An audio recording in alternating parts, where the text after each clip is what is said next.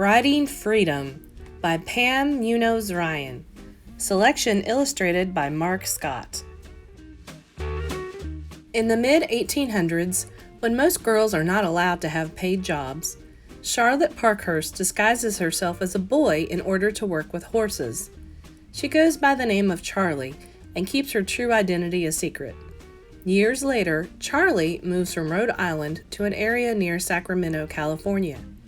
There, she and her friends, James and Frank, drive horse-drawn stagecoaches for a living. Suddenly, a bad accident leaves Charlotte partially blind. Now with only one good eye left, Charlotte must relearn how to drive a coach. The next day, she overturned the coach completely, but was able to jump free. What was she doing wrong?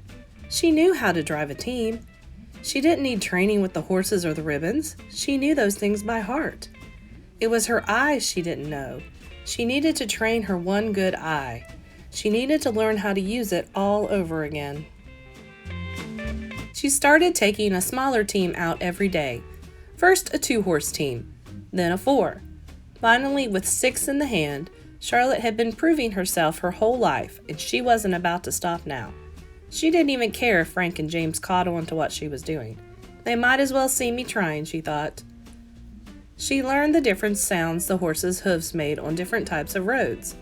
If the road was hard, the hooves made a hollow clopping sound. If the road was soft, the hooves made a dull thudding sound. She relied on her one good eye to take over for the other. She trusted her senses, and the 6th sense she had for handling horses. Charlotte drove back and forth over her route and memorized every rock and tree. She set a goal for herself.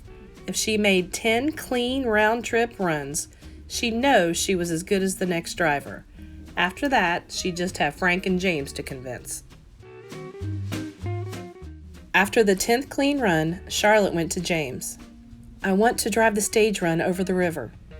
"Now, Charlie, we've been over all that.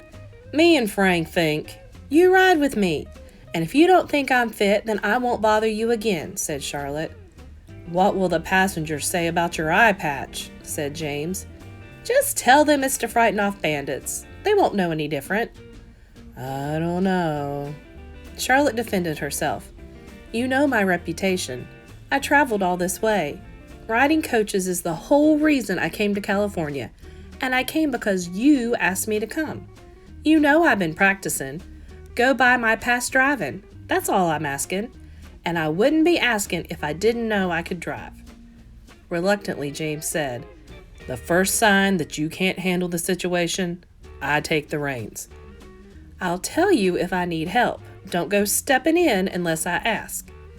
"Fair enough," said James. "Tomorrow?" "Tomorrow, if the weather holds." "I ain't going to be a fair weather driver," said Charlotte. "I want to drive, same as usual, like all the other drivers." "Well, I guess you deserve that much. Tomorrow, rain or shine." It was one of those storms where the rain came down in wash tubs, but the stage was scheduled to go. The coach was chock full of passengers' baggage and mail pouches that had to get through.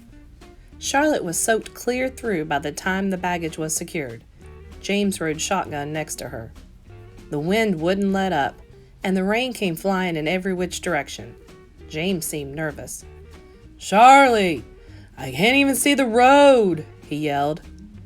"Then it's a good thing I'm driving, 'cause I can smell it and I can hear it," yelled Charlotte. James sat back as the coach headed into the storm.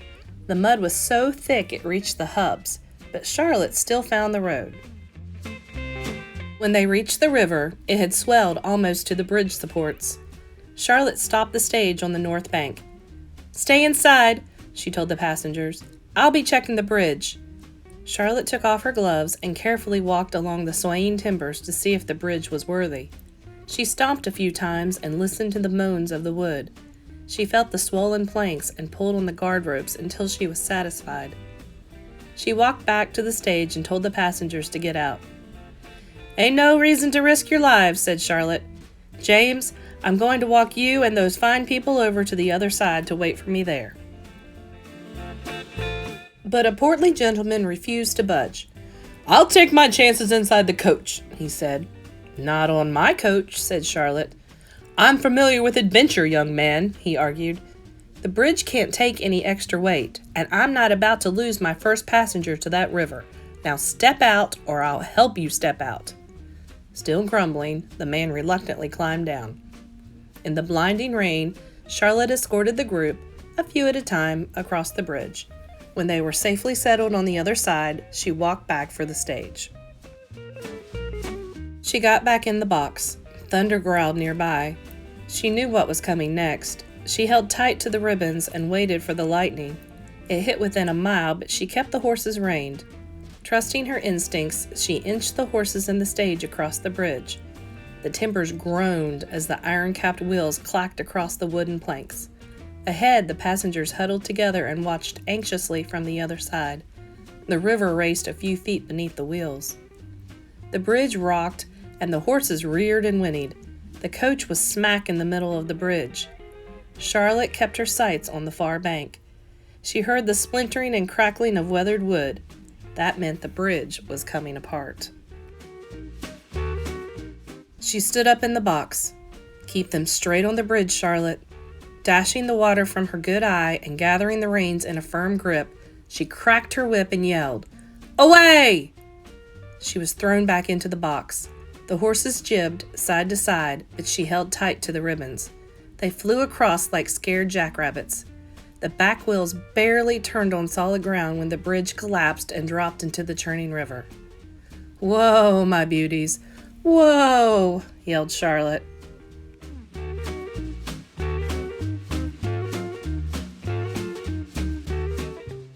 The passengers hurried back to the stage, clamoring about the excitement, while Charlotte settled the teams.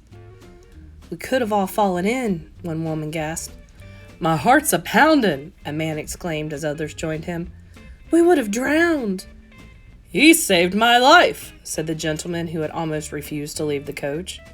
And by the way they were talking and James was nodding his head, Charlotte knew there wouldn't be a question about her driving a stage again.